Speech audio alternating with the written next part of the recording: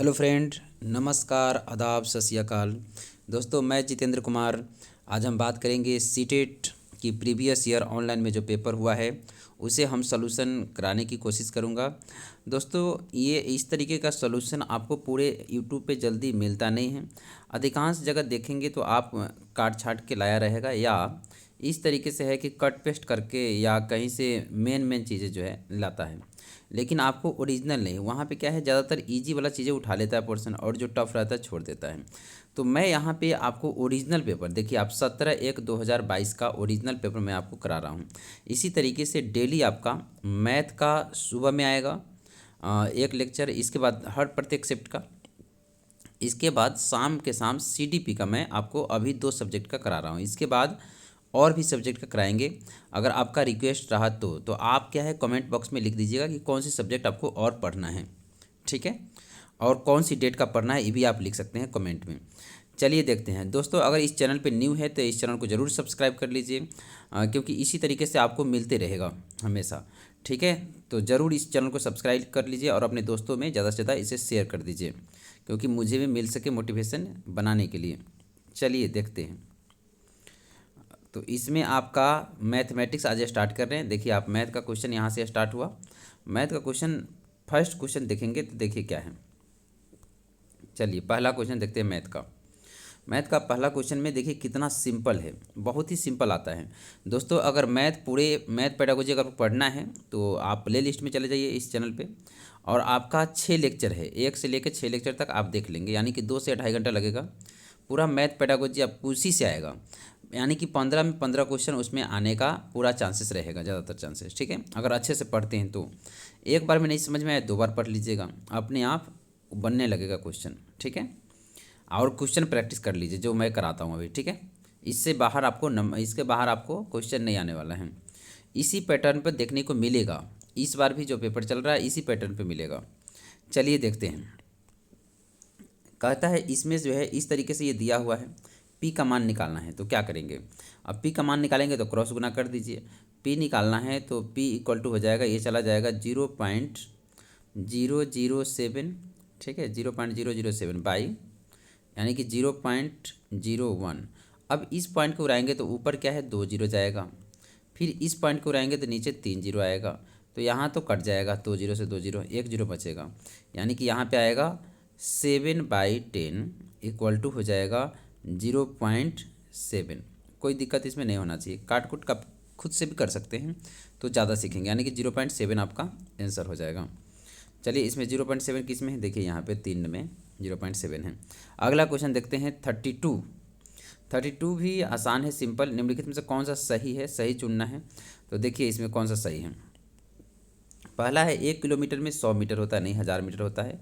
1 kilometre में 1000 metre होता है, ये तो सही है। 1 मीटर में 100 सेंटीमीटर, ये भी सही है। 1 सेंटीमीटर में 10 मिलीमीटर होता है, जबकि यहाँ पे तो ये गलत हो जाएगा और ये गलत हो जाएगा। यहाँ पे ये वाला 1 किलोमीटर में 1000, 1 मीटर में 10 सेंटीमीटर, ये भी गलत है। इसके बाद तब अगला देखेंगे, 1 किलोमीटर में 1000 मीटर, 1 मीटर में 100 सेंटीमीटर, 1 सेंटीमीटर में 10 मिलीमीटर, तो आपका 4 नंबर आंसर यहाँ पे सही हो जाएगा। बिल्कुल सिंपल मैथ होता है। मैथ से क्या है, बच्चे अधिकांश डर जाते हैं, इसलिए ज़्यादातर उसे हार्ड लगता है, लेकिन मैथ बहुत सिंपल होता है। जैसे यहाँ पे देखेंगे, यहाँ तो और सिंपल है। एक पैटर्न दिया गया है, क्योंकि आपको पैटर्न पढ़ना है एनसीईआरटी में। 1 2 3 4, इसको जोड़ने पर 10 आएगा, 2 से चालू करेंगे 5 तक 14 आएगा, 3 4, तो यहाँ पे क्या आएगा, 5 आएगा। अच्छा, इस सब को जोड़ेंगे तो 4 3 7 7 5 12 12 6 18, तो यहाँ पे 18 आएगा, यानी कि 5 और 18 जहाँ आंसर हो जाएगा। कितना सिंपल क्वेश्चन दिया है, तो 5 और 18 आपका यहाँ पे आंसर हो जाएगा, कोई दिक्कत नहीं होना चाहिए। अगला क्वेश्चन देखते हैं। अगला क्वेश्चन इस तरीके से दिया है 34 में, ये आपका क्वेश्चन दिया है, ये थोड़ा सा अच्छा क्वेश्चन माना जाएगा। इस शिफ्ट का सबसे अच्छा क्वेश्चन ये है। 2014 में आपका 173 भाग है, 2015 में 156 है, 2016 में 140 है, और 2017 में 125 है। इसका जब अंतर देखेंगे तो ये आपका आ जाएगा, घटाएंगे तो 6, यानी कि 156, 173 में से 156 घटाइए तो कितना आएगा, 13 में से हो गया 7, यानी कि 17 आ जाएगा। इसमें से अगर माइनस करेंगे तो ये 16 आएगा, इसमें माइनस करेंगे ये 15 आएगा। ध्यान देने वाली बात ये है कि इसमें पूछा क्या है। निम्नलिखित तार में राष्ट्रीय उद्यान बाघों की संख्या दिखाया गया है। अब देखिए इसमें क्या पूछा गया है। पहला है, क्या प्रत्येक बाघों की संख्या बढ़ी है? नहीं, घटी है। आप देख सकते हैं प्रत्येक में जो है ना घटी है, ठीक है, तो घट रही है धीरे धीरे, तो ये तो आपका फर्स्ट नंबर गलत हो जाएगा। सेकेंड नंबर कह रहा है पिछले वर्ष की सापेक्ष 2016 की तुलना में 2015 में अधिक बाघ कम हुए हैं। अब आपको ध्यान देना है कि पिछले वर्ष की सापेक्ष 16 में, तो 15 से तुलना करना है। 15 और 16 का अगर माइनस देखेंगे, देखिए फिर से मैं यहाँ दिखा देता हूँ, फिर से आपको 14, 15, 16 लिखा हुआ, 16, 17, यहाँ देखिए 2014, 15, 16, 17, इस दोनों में अंतर आपका आया था 17, इस दोनों में अंतर आया था 16, इस दोनों में अंतर आया था 15, ठीक है। इस तरीके से 2014, 2015, 2016, 2017 ये लिखा हुआ है, ठीक है। अब देखिए पिछले वर्ष की सापेक्ष 2016 की तुलना में 2015 में अधिक हुआ है, जबकि 2016 में देखिए, 16 में देखेंगे तो 16 में यहाँ पे जो है ना, 16 में देखेंगे तो 15 से तुलना करेंगे यानी कि 16 आएगा, तो 16 होगा।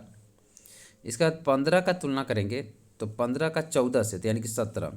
कह रहा है बाघ अधिक कम हुए हैं, जबकि इसमें अधिक कम हुआ है, ठीक है। एक बार और समझिए, पिछले वर्ष के सापेक्ष 16 की तुलना में 15 में अधिक बाघ कम हुए हैं। 15 में अधिक बाघ कम हुए, तो 15 में देखिए कितना कम हुआ है, 15 में 17 कम हुआ है, ठीक है। इसके बाद 16 में देखिए, 16 में कितना कम हुआ है, 16 में 16 कम हुआ है, ठीक है। तो आपका कौन सा आंसर होगा? तब आपका अगला देखते हैं एक बार, पहले पिछले वर्ष के सापेक्ष 15 की तुलना में 17 में अधिक बाघ कम हुए हैं, तो इसमें आंसर हो जाएगा आपका 2 नंबर, ठीक है, यहाँ पे, ठीक है। इसमें एक बार और देख लेंगे, आंसर आ जाएगा आपको, ठीक है। इस तरीके इसमें है पिछले वर्ष की सापेक्ष 2016 और 17 में समान संख्या में हुआ, समान संख्या तो नहीं हुआ है। आप देखिए पहले 17 कम हुआ, फिर 16 कम हुआ, फिर इसके बाद 15 कम हुआ, ठीक है। तो पिछले वर्ष के सापेक्ष 15 की तुलना में, तो 15 को 14 से तुलना करेंगे तो ये आपका कितना आ जाएगा, 15, यहाँ से 17 आ जाएगा। देखिए इसमें शुरू में 17 आ जाएगा, तो इसको अगर देखेंगे 15 में, तो 15 की तुलना में 15 में तो 17 बाघ कम हुए हैं, जबकि 17 में 15 बाघ कम हुए हैं। तो इसमें कह रहा है 15 की तुलना में 17 में अधिक बाघ कम हुए हैं, ये गलत कह रहा है, तो ये आपका आंसर हो जाएगा 2 नंबर, ठीक है। चलिए अगला क्वेश्चन देखते हैं। 35 में कहा गया, 35 ऐसे सिंपल क्वेश्चन है, यहाँ देखिए, इसमें है करीम फूल खरीदने के लिए 2 रुपये के 4 नोट, 2 रुपये के अगर 4 नोट है तो 2 गुने 4 कर देंगे, 8 रुपया, तो ये हो जाएगा।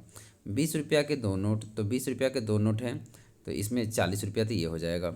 इसके बाद 100 रुपया के 3 नोट, तो अगर 100 रुपया के 3 नोट लेते हैं तो ये 300, ये हो जाएगा, यानी कि 348 हो जाएगा ये आपका, ठीक है, कोई दिक्कत नहीं है। दुकानदार के यदि फूलों के मूल्य 335 हुए हैं, 335 हुए तो कितनी राशि वापस होगा, तो इसमें से माइनस कर दीजिए, ठीक है। तो 8 5 13 रुपया आपका माइनस हो जाएगा, 4 नंबर आंसर हो जाएगा, बिल्कुल सिंपल है। अगला क्वेश्चन 36 नंबर, ये तो और सिंपल है 36 नंबर। चलिए देखते हैं। कहता है कि विषम बाहु त्रिभुज के क्या होता है। विषम बाहु त्रिभुज में क्या है, तीनों भुजा अलग अलग होते हैं, ये अलग होगा, ये अलग होगा और ये बिल्कुल अलग होगा, तो तीनों असमान भुजाएं होती है, ये हो जाएगा आपका, ठीक है, और तीनों कोण भी असमान हो जाएगा। अगला देखते हैं 37 नंबर। 37 नंबर में कहता है कि एक ट्रेन टिकट काउंटर पर कुछ व्यक्ति के लाइन खड़े हैं, ठीक है, उसमें अमीना का स्थान दोनों ओर से 14वां है। मान लीजिए इधर से भी अगर किसी का 14वां है और इधर से 14 है, इसका मतलब 13 लोग इधर होगा और 13 लोग राइट साइड में होगा, तो 13 और 13 26, एक 14वां स्थान पे जो है वो होगा, यानी कि 13 13 26 एक 27 हो जाएगा, तो यहाँ 2 नंबर आंसर हो जाएगा, कोई दिक्कत यहाँ पे नहीं होना चाहिए। 38 में है, 38 में देखिए, 38 में कहता है मालिनी एक ऐसा माला बनाना चाहती है जिसमें प्रत्येक में 18 सीपियाँ है, ठीक है भाई, उसमें 200 सीपियाँ उसके पास है, उसमें से 3 सीपियाँ टूट गई, तो इसके पास बचा कितना, 197 है, 197 इसके पास बचा, जिसमें से प्रत्येक में 18 लगता है, तो प्रत्येक माला में 18 लगेगा, तो 18 से भाग कर दीजिए, 18 से काटिए, 18 × 1 = 18, इसके बाद 1 बचेगा, तो यानी कि 10 तो बन जाएगा, 10 बनेगा, उसके बाद इसके पास 17 जो है सीपियाँ एक्स्ट्रा है। तो इसमें मालिनी को 11 बनेगा, 11 तो कभी नहीं बनेगा। मालिनी को जो है इसमें अगला देखिए, इसमें कहता है मालिनी को 11 मलाई बनेगा, जिसमें एक सीपी और आवश्यक है। हाँ ये सही है, 2 नंबर आपका आंसर यहाँ पे हो जाएगा। ठीक है, तो यहाँ पे 2 नंबर आंसर हो जाएगा। इसके बाद अगला देखते हैं, त्रिभुजाकार पिरामिड के नेट में कितने त्रिभुजाकार फलक हैं। पिरामिड देखिए, पिरामिड क्या होता है, ये तो त्रिभुज है, मान लीजिए ये त्रिभुज है, तो कोई ऐसा पॉइंट लेंगे कि यहाँ पे सभी जाके मिल जाएं। ठीक है, इस तरीके से। अब यहाँ पे कितना आपको दिख रहा है, तो ये 4 दिख रहा है। ठीक है, 4 त्रिभुजाकार फलक दिखेगा। एक फलक ये हो गया, ठीक है, एक ये वाला हो गया, एक इस तरीके से हो जाएगा आपका 4, एक नीचे बेस हो गया। ठीक है, 4 आपको दिख रहा होगा। ये आपको ऊपर टॉप है, तो ये आपका पिरामिड में हुआ। तो पिरामिड में कितना हो जाएगा, 4 हो जाएगा यहाँ पे आंसर। लेकिन यहाँ पिरामिड नहीं रहता, अगर प्रिज्म रहता, तो प्रिज्म जैसा नीचे रहेगा उसी टाइप से सेम टू सेम ऊपर रहता है, और इस तरीके से मिलता है यहाँ पे। ठीक है, ये कहलाता है, ये वाला कहलाता है प्रिज्म। तो इसमें 2 त्रिभुजाकार होगा, एक ऊपर, यहाँ पे आपको कलर चेंज कर देता हूँ, इसके बाद एक ऊपर हो जाएगा ये वाला, और एक नीचे वाला हो जाएगा। तो ये 2 त्रिभुजाकार हो जाएगा, जबकि 3 आयताकार हो जाएगा। एक आयताकार यहाँ पे होगा, एक आयताकार ये वाला हो जाएगा, और एक आयताकार ये वाला हो जाएगा। यहाँ 3 आयताकार होगा, यानी कि चारों साइड से आयताकार होता है इसमें प्रिज्म में। ये आपका प्रिज्म कहलाता है। ठीक है, ये वाला पिरामिड कहलाता है। तो आप ध्यान रखेंगे, ये पिरामिड है। ठीक है, चलिए 40 में कहता है, बासु के पास एक बाल्टी है जिसमें 37 लीटर दूध है, 50 मिलीलीटर के बोतल में भरता है। अब बताइए, जब 50 मिलीलीटर का, तो 1 लीटर में 4 भरेगा। 250 मिलीलीटर जब एक बोतल में है, तो एक लीटर रहेगा तो 4 बोतल में भर जाएगा। यहाँ तो 37 है, तो हम पहले देखते हैं 37 लीटर है, तो 1 लीटर में 4 भरता है, तो 37 लीटर में कितना, 4 से गुना कर दीजिए। ये आपका आएगा 7 चौका 28 के 8, 4 तिया 12 और 2 14, 148। तो ये हो गया। और यहाँ पे 1/4 लीटर है, इसका मतलब 250 मिलीलीटर वो भी है, तो एक और ऐड हो जाएगा, यानी कि 149 हो जाएगा। समझ में आया। 37 लीटर के लिए तो 148 हो जाएगा, 37 लीटर है तो एक और ऐड हो जाएगा, यानी कि आपका आंसर हो जाएगा कितना, 149। कोई दिक्कत नहीं होना चाहिए। अगला क्वेश्चन है कि सीमा के पास जो है, देखिए सीमा के पास ये दिया गया है। ठीक है, इसके बीच की दूरी के अंकों का मान को बारे में कौन सा कथन सत्य है। चलिए, तो इसमें कहता है, पहले करें सैकड़ा के स्थान पे 6, सैकड़ा के स्थान पे 6 होगा तो 600 हो जाएगा। ठीक है, बराबर होना चाहिए। इकाई के स्थान पे 6, तो 6 होगा, और 6 का 10 गुना, तो 6 का 10 गुना करेंगे, ये कभी बराबर नहीं होगा, तो ये तो आपका गलत हो गया। दूसरा देखिए, शतांश के स्थान पे 6, अब शतांश के स्थान पे 6 है, इकाई के स्थान पे 6 का, शतांश के स्थान पे 6 हुआ, मतलब शतांश है, यानी कि 6/100। ठीक है, इसके बाद इकाई के स्थान पे 6 बराबर, इकाई के स्थान पे 6 तो 6 ही होगा, उसका 1/10 भाग, तो इसका 1/10 भाग कर देते, ये भी दोनों बराबर नहीं होगा। चलिए अगला क्वेश्चन, ये भी गलत हो गया। अगला क्वेश्चन देखते हैं। अगला क्वेश्चन में कहता है, इकाई के स्थान पे 6 का मान, तो इकाई के स्थान पे 6 होगा। इसके बाद बराबर होगा दहाई के स्थान पे 6, तो दहाई के स्थान पे 6 का मतलब 60 हुआ, उसका 1/10, तो 1/10 करेंगे, आपका आंसर होगा, 0 से 0 कटेगा, ये आ गया आंसर, यानी कि इसका वाला, ये वाला आपका आंसर हो जाएगा। ठीक है, समझ में आ गया होगा, मैं आशा करता हूँ कि आप इसे समझ गए होंगे।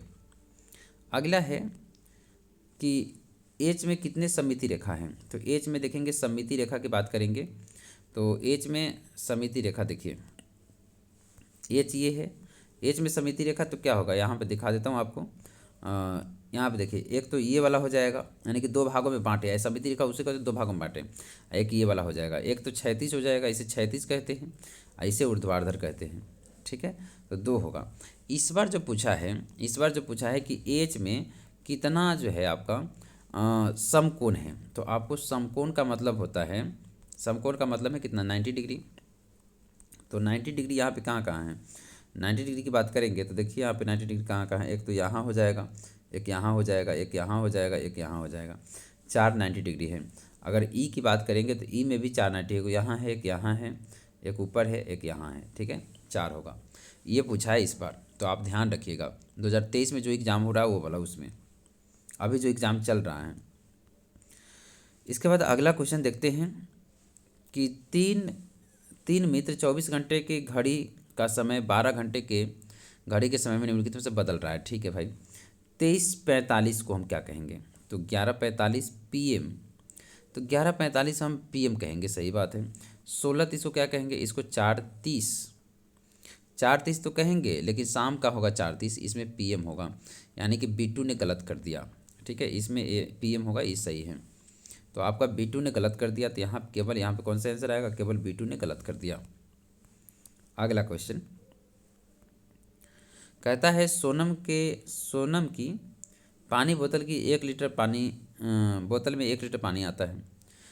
275 मिलीलीटर पानी पिया और उसके दोस्त नैना ने इतना पानी पी लिया।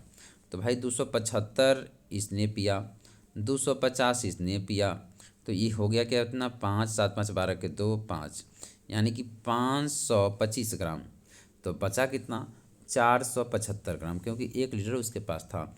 1 लीटर में 1000 ग्राम होता है। अगला का देखेंगे 45 नंबर। 45 नंबर में कहता है कि सौरभ अपना घर बदल रहा है, अपने सामान एक घोड़ा गाड़ी में रख रहा है जो 300 kg के अधिक भार नहीं उठा सकता है। उसने निम्नलिखित में से घोड़ा गाड़ी पे ये रखा।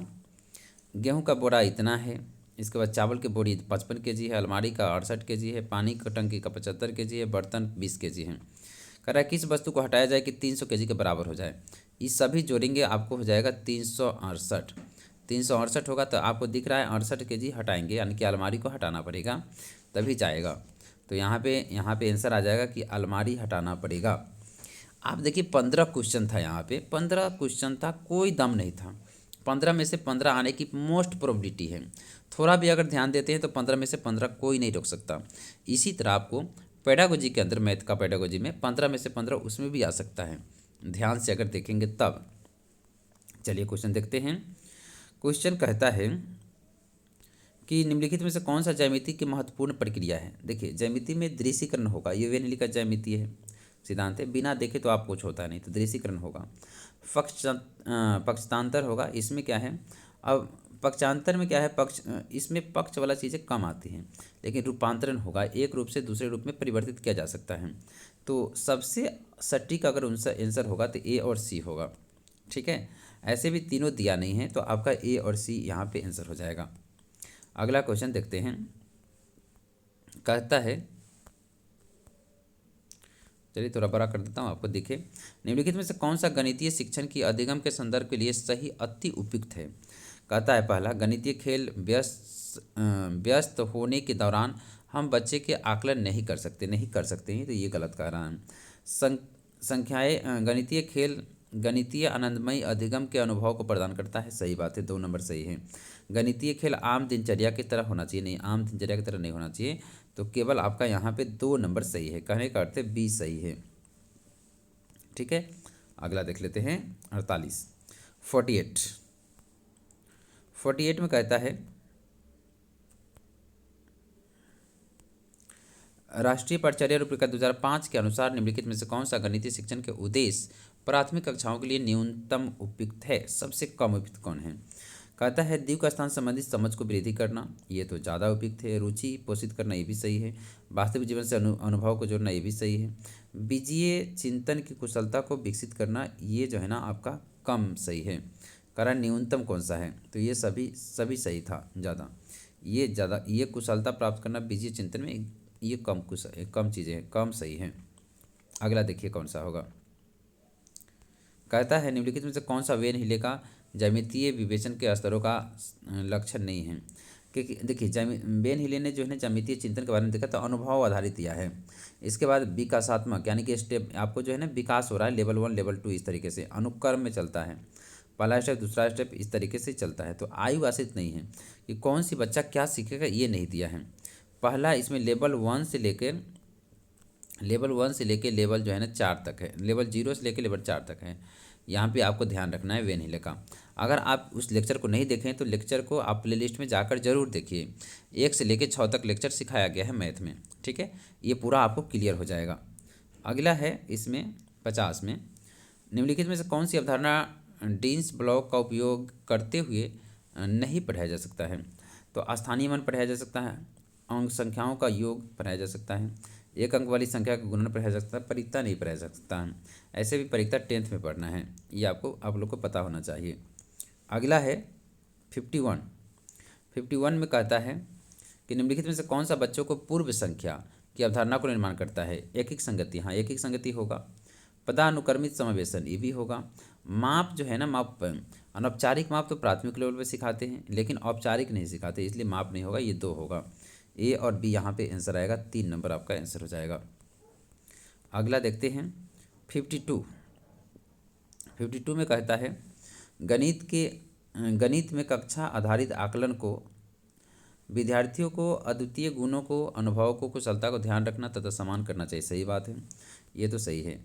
गणितीय निर्देश को भिन्न एकाग्रचित्त पृथक तरीके से प्रस्तुत करना चाहिए, ये नहीं होगा। अगला है विद्यार्थियों को चिंतन प्रक्रिया के बारे में जो प्रकट हो रहा है उसे प्रतिबिंबित करता है, ये भी सही है। ए और सी यहाँ पे आंसर होगा। तो ए और सी देख लीजिए किस में है, ए और सी, यहाँ 4 नंबर आंसर हो जाएगा, ठीक है। अगला 53 में कहता है निम्नलिखित में से कौन से कथन गणित की प्रकृति के बारे में सही है। क्या गणित विज्ञान के प्रतिमान पैटर्न की तरह समझा जा सकता है। हाँ सही बात है। गणित अमूर्त विचारों का संभावित संबंधों का अन्वेषण करता है, ये भी सही है। अगला है क्योंकि गणित अर्थशास्त्र पर आधारित है, इसलिए गणित की रचनात्मकता के लिए बहुत सीमित स्थान है। यहाँ लास्ट पे गलत कर दिया इसने, ठीक है, सीमित स्थान नहीं है। तो यहाँ पे ए और बी आपका आंसर हो जाएगा, ए और बी फर्स्ट नंबर आंसर हो जाएगा। अगला क्वेश्चन देखते हैं 54 में कहता है उपचारात्मक शिक्षण सबसे अधिक सहायक होता है उन छात्रों के लिए जो प्रतियोगी परीक्षाओं में सम्मिलित होते हैं। तो ये नहीं होगा, सबसे अधिक सहायक है, ये तो नहीं होगा। पुनरावृत्ति करना नहीं होगा। समस्या समाधान के शिक्षण के लिए ये होगा। इसके बाद 4 में कहता है गणितीय संकल्पना को समझने और विद्यार्थियों को कठिनाइयों का सामना करने में और उसको संबोधित करने, एक बार देखते हैं,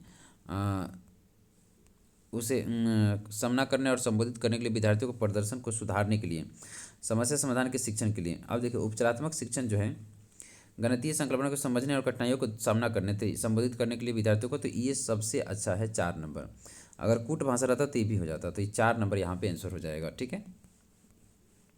इसके बाद 55 में देखेंगे तो 55 देखिए क्या कहता है निम्नलिखित में से कौन सा कथन बच्चों को द्विक स्थान संबंधी समझ को न्यूनतम उपयुक्त है। पहला है प्राथमिक स्कूल में बच्चे तार्किक संक्रामक निष्कर्ष नहीं निकाल सकते, जैसे इस तरीके से निकाला जाता है x greater than y, y greater than z, इसलिए x ग्रेटर देन z हो जाएगा। तो ये कह रहा है नहीं निकाल सकते, जबकि बच्चा ये समझता है निकालता है, तो यही आपका गलती कहा है। न्यूनतम सही यही है। प्राथमिक स्कूल में बच्चे आकृतियों की अवधारणा को वास्तविक जीवन की परिस्थितियों को विस्तृत करता है, ये भी सही है। अब बच्चे अपने शुरुआती स्कूल के वर्षों में माप के तर्क को समझते हैं, ये भी सही है। अगला है बच्चे द्विक स्थान संबंधी पूर्व विद्यालय का ज्ञान संबंधात्मक है, ये भी सही है। चलिए यहाँ पे आपको 1 नंबर सही हो जाएगा। इसके बाद 56 में देखते हैं। 56 में कहता है निम्नलिखित में से कौन सा गणितीय रचनात्मक आकलन की विधि नहीं हो सकता। रचनात्मक आकलन का विधि नहीं हो सकता। परियोजना हो सकता है, क्विज हो सकता है, दैनिक विवरण जनरल हो सकता है, ये सत्र के अंत में परीक्षा नहीं होता है, तो यही आपका गलत हो जाएगा। यही आपका ऐसे यहाँ आंसर यही होगा, ठीक है। 57 में कहता है कि कक्षा में इस तरीके का प्रश्न दिया गया और बच्चा ये आंसर देता है। मान लीजिए 360 है और आपने 55 जोड़ने के लिए कहा, लेकिन आपने बच्चा 5 कर दिया, 6 11, 5 और 11, 11 के 11 लिख दिया और 3 लिख दिया। यहाँ दिक्कत क्या हुआ, अब आपको समझाते हैं। देखिए यहाँ पे जो 11 लिखा है नहीं लिखना चाहिए, बच्चे को पुनर्समीकरण 1 यहाँ लिखना चाहिए। इसी 1 को हम कहते हैं पुनर्समीकरण। तो ये जोड़ने के समय में पुनर्समीकरण है। दोस्तों ये सब लास्ट चैप्टर में मैंने बताया है, लास्ट लेक्चर होगा 6 नंबर, इसमें आप जा सकते हैं प्लेलिस्ट में, और मैथ का 6 लेक्चर जो होगा वो आप पढ़ सकते हैं, उसमें आपको ये चैप्टर बताया गया है। पुनर्समूहीकरण यहाँ होगा। ठीक है, और भी चीज़ कंसेप्ट है, जाके आप सीख सकते हो वहाँ से। अगला क्वेश्चन चलते हैं। देखिए अगला क्वेश्चन में क्या कहता है गणित की त्रुटियों के लिए निम्नलिखित में से कौन सा सही है। यदि गणित के छात्र बहुत सारी त्रुटियां कर रहा है तो इसका अर्थ है कि उसे गणित करने की क्षमता का अभाव है। गलत कह रहा है, अभाव नहीं, कभी भी गलत हो जाएगा ये। त्रुटियां गणित के भ्रांति के बारे में अंतर्दर्शित करती है, सही बात है। शिक्षक छात्रों के ऐसा पर्याप्त रूप चुनौतीपूर्ण कार्य देना चाहिए जिससे कि त्रुटियां होने की संभावना हो। ये सही बात कहा, 2 बी और सी सही है, तो यहाँ बी और सी सही हो जाएगा, 3 नंबर। अगला देखते हैं 59 में कहता है जॉर्ज पुलिया के अनुसार निम्नलिखित में से कौन सा गणितीय समस्या समाधान में न्यूनतम संबंधित है, यानी कि नेगेटिव ढूंढना है। समस्या को समझना ये होता है, समस्या को हल करने के लिए योजना बनाना ये भी सही है। समस्या को एकमात्र प्रत्यक्ष हल होता है खोजना, ये नहीं होगा, तो ये गलत होगा। उत्तर को व्याख्या करना सही है, तो 3 नंबर यहाँ गलती होगा, मतलब कहने करते यही सही होगा अभी। अगला क्वेश्चन देखते हैं 60 नंबर में कहता है, यहाँ देखिए, प्राथमिक कक्षा में गणित के अध्यापक ने भिन्न की अवधारणा को परिचय देने के लिए निम्नलिखित क्रियाकलाप को योजना बनाई। ठीक है, इसमें है पहला है, इसके बाद विभिन्न भिन्न के श्याम पट पर लिखना और उसे विविध विशेषताओं को व्याख्या करना। चलिए देखते हैं, पेपर और कागज़ को मोड़ना। देखिए ये क्रियाकलाप जो है ना पहले आएगा शुरू में, तो पहला 1 नंबर पे तो ये हो जाएगा। विविध चित्रों का उपयोग करना, भिन्न के जैसे इतना को दिखाना, दिखाने वाला बात 2 पे आ जाएगा और ई 3 पे आ जाएगा। तो पहला आएगा बी, यानी कि यहाँ पे लगेगा बी, सी और ए, ये वाला ऑप्शन आपको होगा, ये वाला। ठीक है दोस्तों, मैं आशा करता हूँ कि आप इसको देखे होंगे और लास्ट तक देखने के लिए बहुत बहुत धन्यवाद। ठीक है, और इसी तरह अपना प्यार बनाते रहिए और इसी तरह मैं आपके लिए वीडियो बनाते रहूँगा। और ज़्यादा से ज़्यादा इस वीडियो को शेयर करें। अगर आप चैनल पे न्यू हैं तो ज़रूर सब्सक्राइब करें, अपने दोस्तों में शेयर करें। इसके बाद आप कमेंट करके बताएं कि वीडियो कैसा लगा। Thank you so much. जय हिंद, जय भारत।